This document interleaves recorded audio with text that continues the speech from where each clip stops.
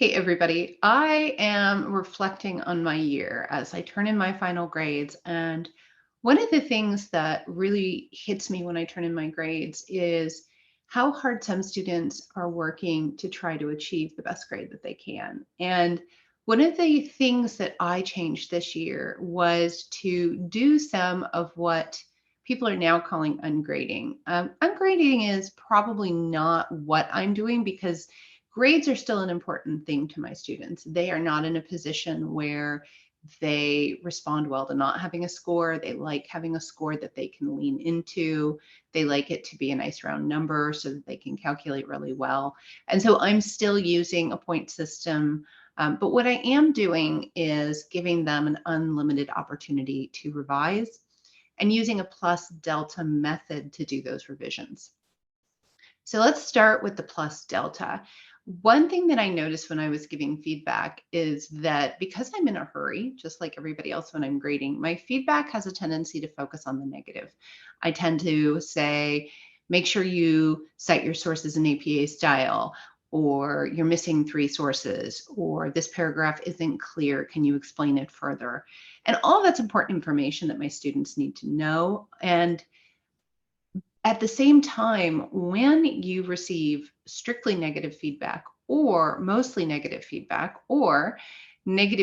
before you receive positive feedback, the initial reaction is going to be one of rejecting the message and potentially feeling badly about yourself and about your performance, even if that's not what was intended.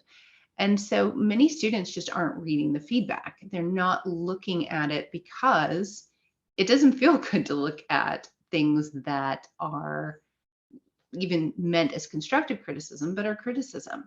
So my thought process in thinking about the ungrading, which is really about getting students to read feedback and revise their work, was to change to a plus delta model. What that means is I focus first on the pluses, the things that the student did well. Every student has done something well. What is it that we can tell them that they have successfully done, or things that we really enjoyed about the assignment?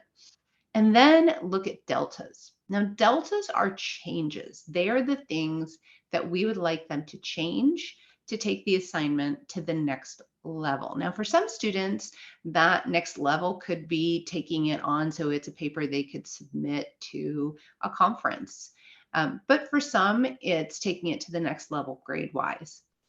And the difference between a delta and a criticism is you write deltas a little bit differently. You say, this is the thing I would change, and this is how I would change it to reach this next level. That's different than you've done this wrong, you're missing this. You try and avoid unnecessarily negative language. What a plus delta system does is it encourages students to read the feedback because it starts off with positives, with compliments. And so students feel better about reading the feedback. And then when they get to the parts to change, you're giving them specific things that will make the assignment better, as opposed to telling them what they did wrong. For me, that's really been a significant change. I have had a lot of students email me and say, thank you so much for the supportive comments this semester. You have been somebody who really inspires me to be better at my assignments. So this very minor change has made a big difference. Now, is it a little more time consuming to make sure that I'm writing positive things? Absolutely. Are there times when you don't have as many positives to write? Yes. Sometimes what you're writing is, great start. I really like where you're headed with this. I think you've got a great introduction. It's not always going to be a huge, robust positive if they just haven't gotten the assignment, but you can always find something to tell them that's encouraging and telling them that you appreciate what they're working on. So that's the plus delta part. Now, the part a lot of people have questions about is the unlimited revisions. I understand that because it sounds like a lot of work, but I'll tell you it's actually not a lot of work. Because if you have a strong rubric that you're working with, you'll know already what parts of the assignment that they've already reached the highest level of the rubric and what parts they need to redo, which means you're not regrading all of it. You're regrading the parts that didn't pass muster the first time.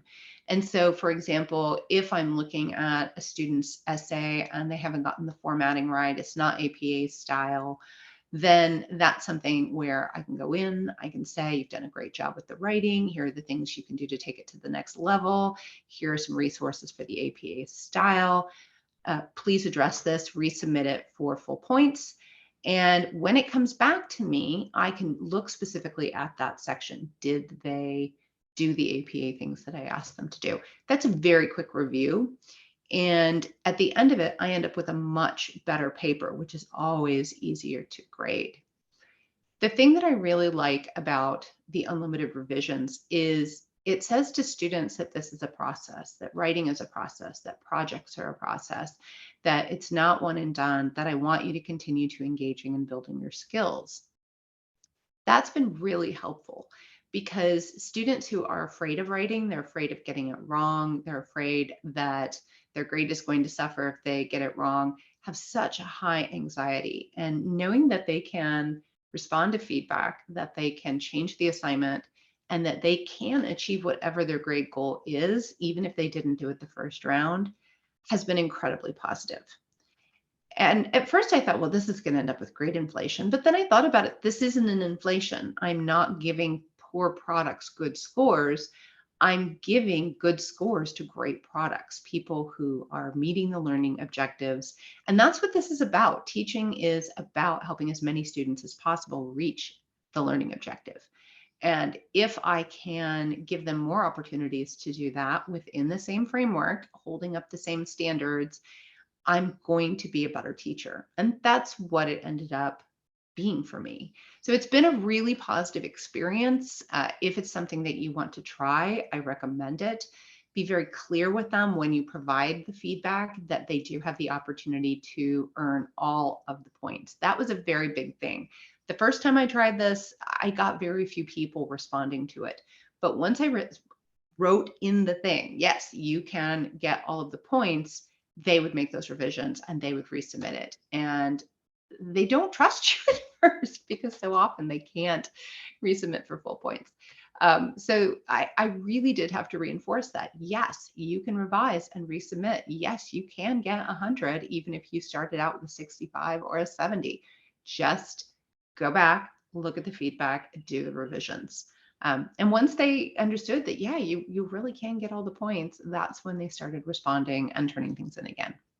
So I hope this has been helpful reflection for you. Give it a try. Let me know in the comments if it worked for you or if it's something that you want to try and you want more guidance on.